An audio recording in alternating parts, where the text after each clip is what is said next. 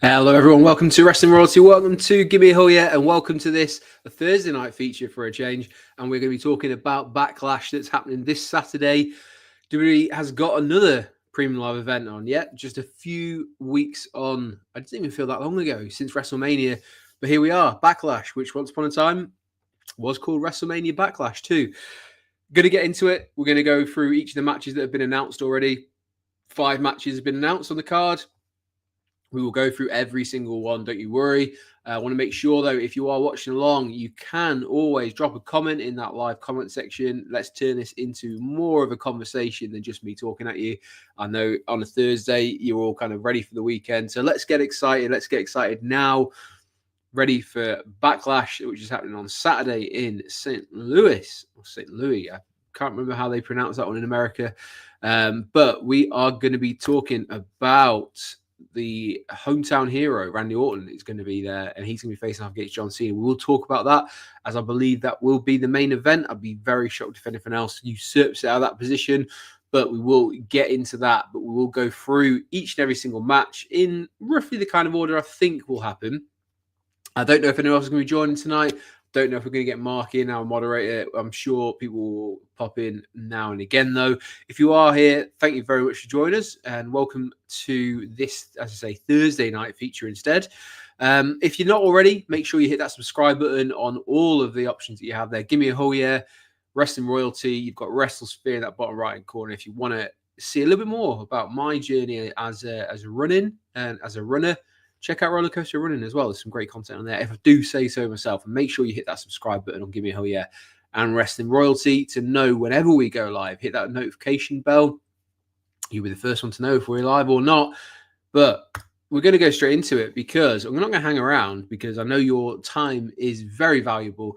And we're going to get straight into this. Backlash, St. Louis. Or St. Louis. I'm sure it's St. Louis. I'm sure if there's anyone watching this in America, they'll be able to tell me if it's a hard S or not. But as I said, we're going to try and go through what I reckon is the match card in a bit of the order of what I expect it to happen. Now, I know under the Triple H era, when we've got these kind of 5 match cards, it does take on a little bit of a pattern. They like to open it up with a little bit of a hot open. So let's go straight into a bit of lucha action, I guess, with Dominik Mysterio defending his Intercontinental Championship against Penta. And I think that's going to open the show. I think they're going to go for it in this one. I think they'll let them have a good amount of time. And you'll see not only has Dominik managed to mature as a personality, a performer, but also in the ring. I think he's come a long way since the last few years when he obviously was in a tag team with his dad. But for me, I think this is going to be a massive match for him. And how can he get himself over as a champion now? The crowd certainly seems to be on his side. Obviously, right now, they don't have Liv. She's not going to be around for a few weeks. But I do feel like this has been a very natural way to get over with the crowd. And Dom, we've talked it probably ad nauseum. We've done a couple of Friday night features on Dom before, where he's absolutely killing it as the character he's kind of grown into. This kind of, I guess it's a bit of a send up, a bit of a pastiche of Eddie Guerrero, a bit of a thumb to the nose for his dad, and Rey Mysterio. I just think that this is the kind of spot it's perfect to develop Dom to go wherever he needs to go next. I definitely wouldn't have been one of those people who thought he would be anywhere near this kind of chance or level if you had gone back a couple of years ago. But here we are. I think he's just absolutely killing it. But he is going to be going up against Penta. And it's a little bit surprising that they've done this, because the crowd for WWE has really kind of got behind Dom. I thought they would maybe move him against someone who wasn't as popular, or maybe wasn't kind of getting the same sort of reactions. But Penta, since he's come in, has been very popular. I think he's been great. Is the way that they've kind of had him on on screen. It suits him. They've given him the flashy entrance. They've given him the sort of the walk and just allowed him to be himself, a little bit of character. And again, Penta's one of those guys who I think has come across from AEW and absolutely smashed it. Whether he wins the Intercontinental Championship, I'm not 100% sure that happens, at least not on Saturday night, because I think we're so early into Dom's reign. very surprising if they kind of pulled the trigger on Penta to go over here, especially as they seem to be building up this. I don't know. We're kind of expecting at some point Finn Balor is going to snap and kind of stab him in the back at some point. I don't think that's going to happen for a couple of weeks. I think maybe even stretch it out so their match together could even be somewhere like SummerSlam. So expect a little bit of a longer burn or a slow burn on this one. No pun intended with the current image that's up there. But yeah, I just don't see Penta winning this. I think there'll be a bit of a numbers game going on. You'll probably get a bit of a close call where Finn nearly costs him and we'll start sowing that seed even more. But we are, we've got that little AJ Styles cameo that we had where he fell over his words. It happens to us all. But certainly, I think there's a little bit more legs to go in the storyline of people popping in. Will Finn help out Dom or not? I think here he'll have a chance to. He might not do it straight away, but eventually he will. That seems to be the kind of the way that they're going with this at the moment. So I think Dominik Mysterio will win this. Definitely some hijinks involved. I don't really see any kind of turns or anything happening for this one. It will just be a great match that has a bit of a screwy finish. And yeah, it keeps Penta looking strong, I guess. Would it even be against maybe seeing the first shoots of him and Rey Fenix joining up together? And can we see those actually have a little bit more interaction or any interaction really on a premium live event or a PLE? I'm going to move swiftly on to the Women's Intercontinental Championship, which is going to be defended by Lyra Valkyria, and she is going up against Becky Lynch, or as a lot of people on social media seem to be referring to her at the moment, Becky Hogan. The crowd definitely seems to have turned in the sense of, is Becky pushed a bit too much? Does she get these kind of chances? It's interesting to see as well, though, that WWE have let her steer into this storyline when she's doing her interviews. Now, she's addressed that and saying, like, it's deeply unfair. There's a lot of people on the men's roster who are, aging and getting up there, yet they're not moving out of the way or being told to move out of the way. So why should she? This is an interesting, I guess is an interesting point because it's something that's leveled at Charlotte quite a lot as well. We saw that sort of line of thinking was brought out when Charlotte had her championship match at WrestleMania. Was she actually really worthy? Is there not anyone else who could kind of take that place? I guess for all intents and purposes, no, not really. Like, we still need the stalwarts of that division and the people who are still left over from the Four Horsewomen are revered and they are the measuring stick. So if these newer champions and newer superstars that are coming through need to match up, then they've got to kind of make sure that they can match up to the Becky Lynches and the Charlottes of the world and the Baileys. So whether we see any kind of reformation in the future about the three horsewomen, I guess, that are left, or maybe you stick in Alexa Bliss as and try and sort of make out that she was one of the originals as well, against the newer upstarts. And, that is something that we could potentially see coming up in like Survivor Series. And we see, the more experienced versus the upstarts. I wouldn't be against that. It's a great way to use Survivor Series. We've obviously got a long way to go until then. But if we're having the older generation having to fight their own corner now and fight social media in terms of that, like whether they should be there or whether they're good enough to be there anymore, I think that's a really cool storyline that WWE should be looking into to doing more with. Whether they can actually get the likes of Becky Lynch, Charlotte, and Bayley all on one page remains to be seen. But I'd love to know your opinions. Drop it in the comments. What do you think about Lyra as the first and I guess inaugural champion for that Intercontinental Women's Championship?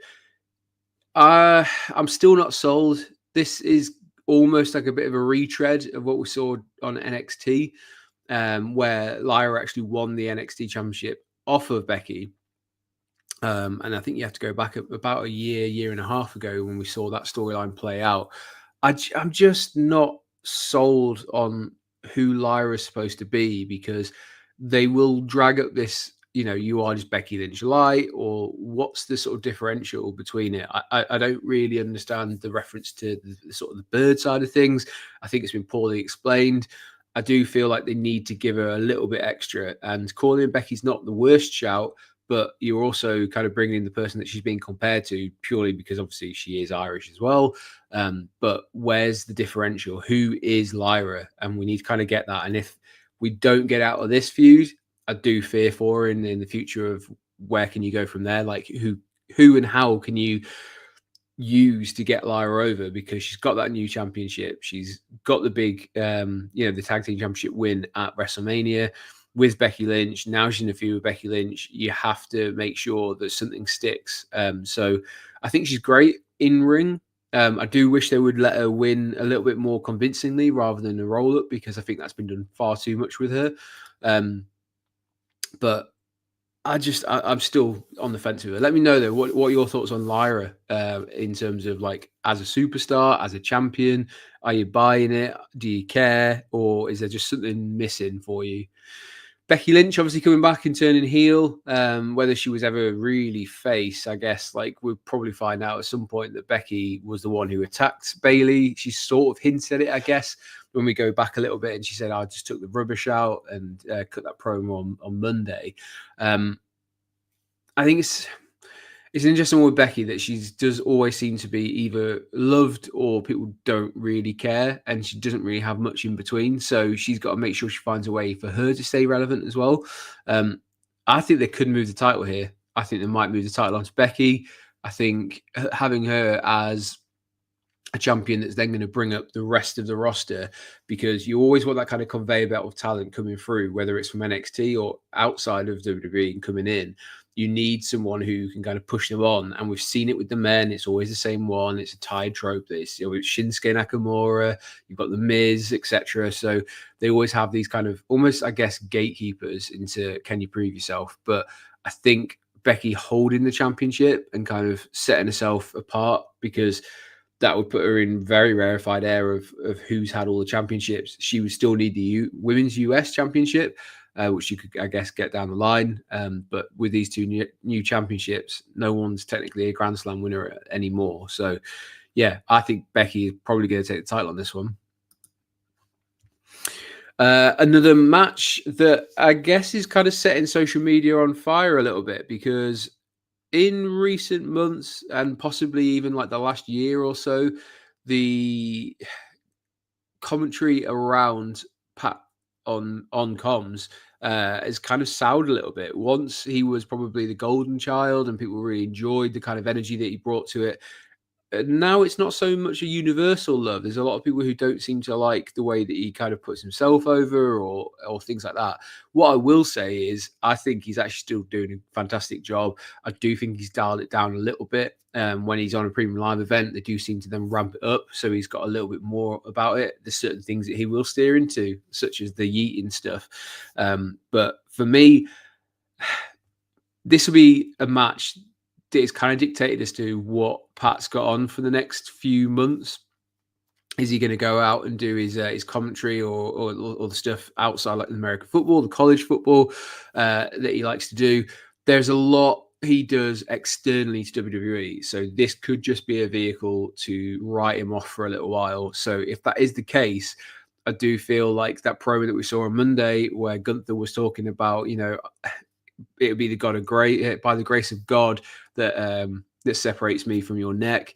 I do feel like Pat's going to take one for the team here and get absolutely mauled. We're reminded by Gunther just how vicious he can be.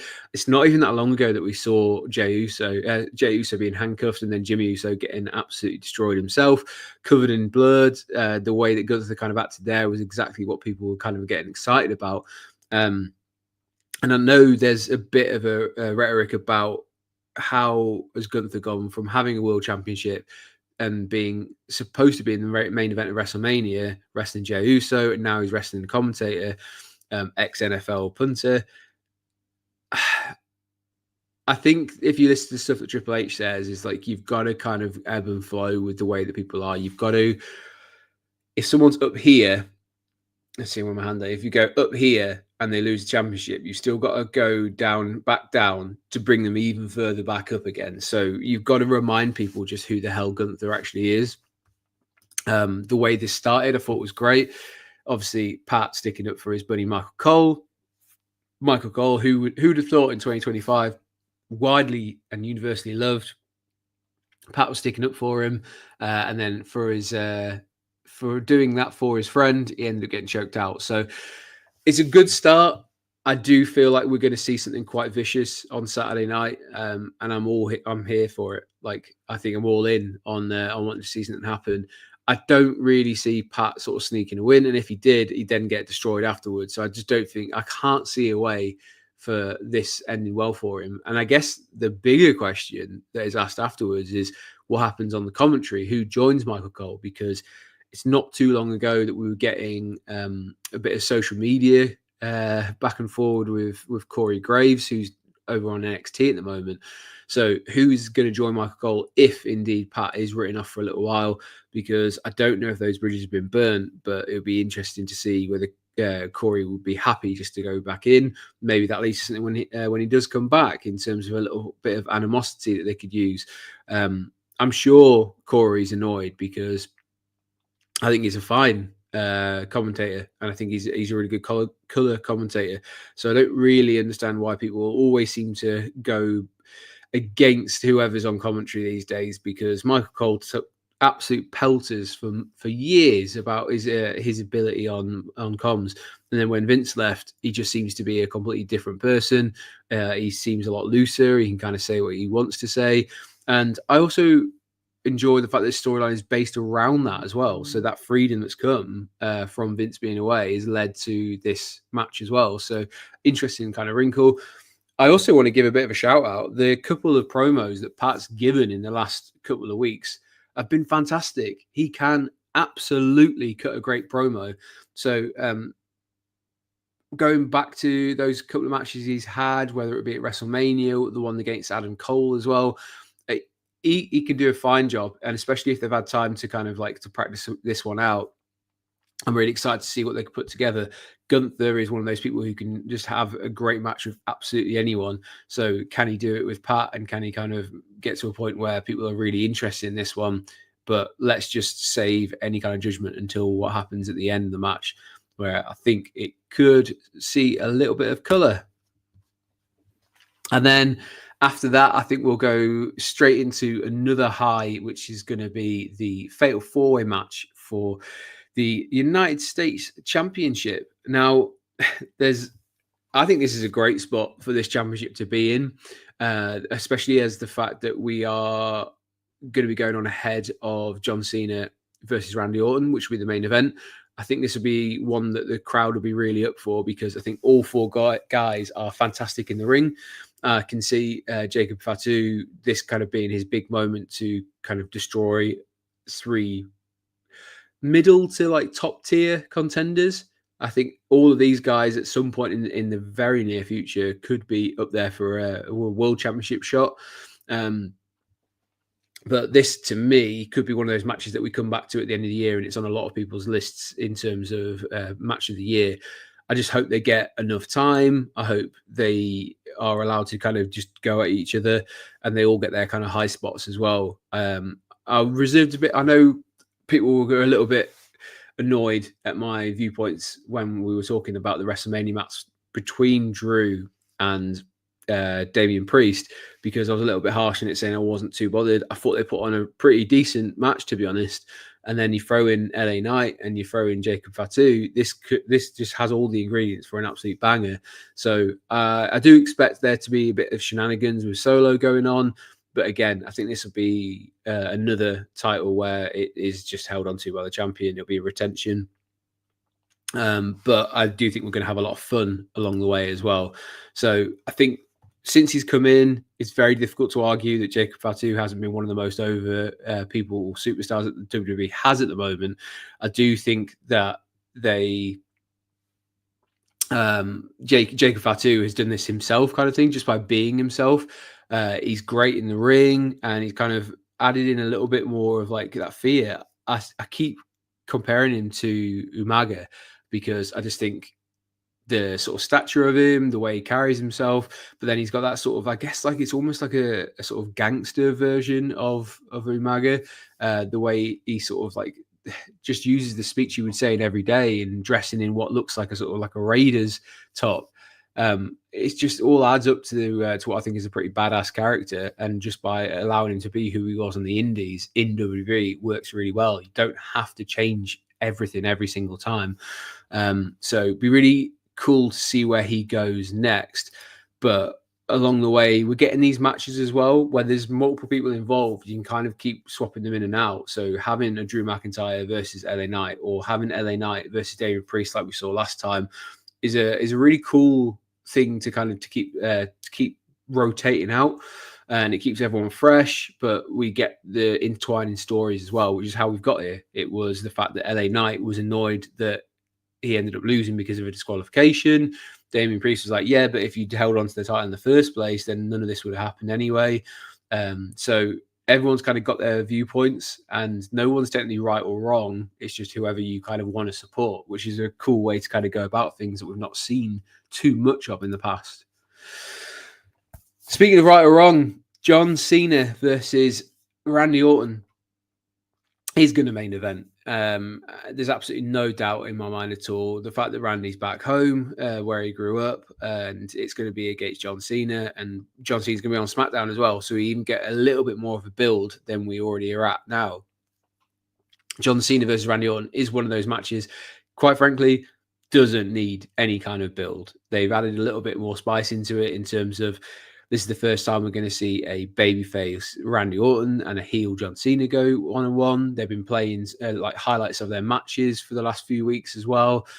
John Cena's eaten a couple of RKOs. So I just think really simple storytelling. This is the one that kind of made sense that they were going to go with after the WrestleMania match where he won it. It doesn't take a lot of build because there is that short time frame in between. We were talking about this on our post WrestleMania like reactions, that we did foresee that Randy would be the person that they'd go with purely because of that link.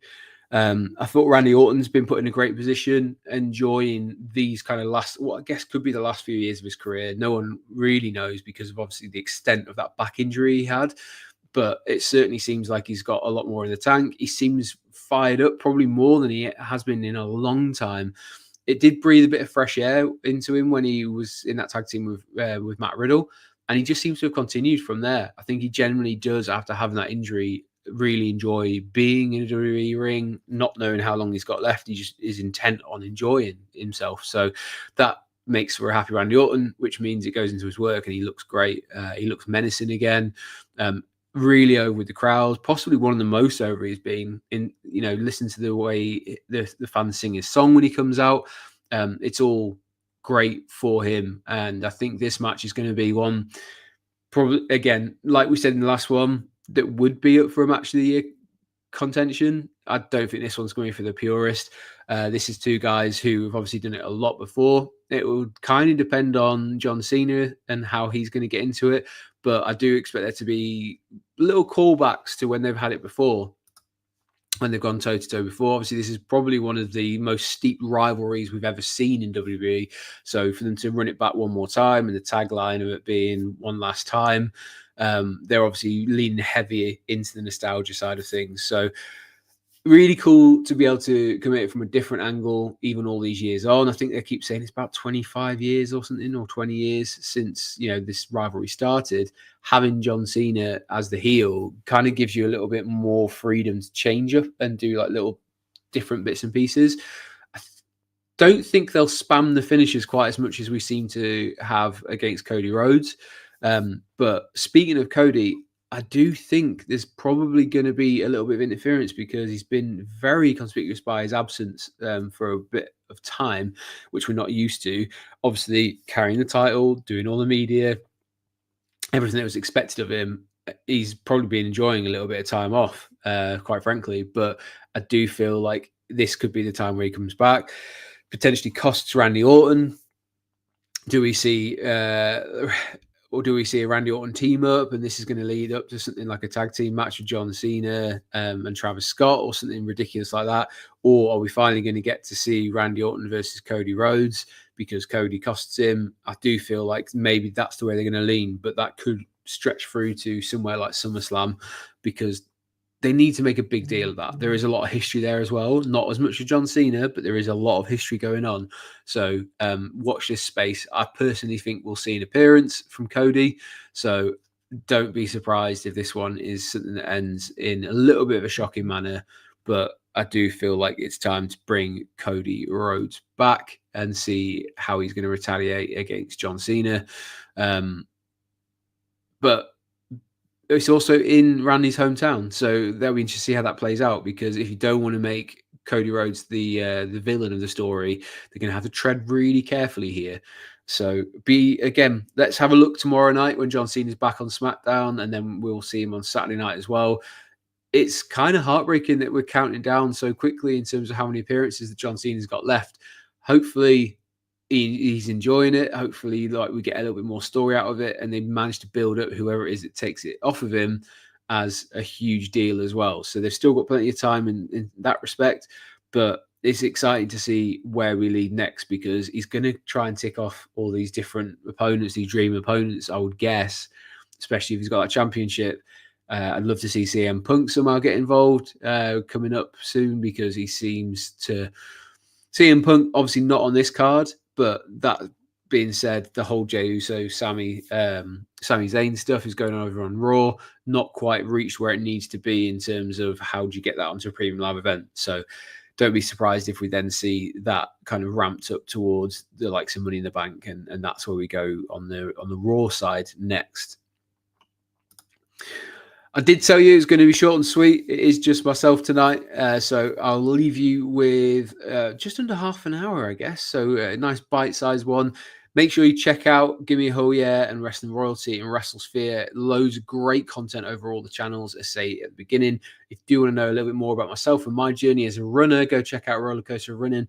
But you do have the option to subscribe to all these channels. Click the notification bell. You'll know when we go live, especially if you're interested to do a bit of a watch along with Dan this weekend when it comes to Backlash on Saturday night, and we're going to see exactly what happens. Will any of the predictions I've just said come true? You'll have to tune in to find out, and you can watch that along with Dan, who I'm sure will be live and in person, well, digitally anyway. But make sure you check him out. He's on every Monday night as well, watching Raw. So plenty of great content to go check out.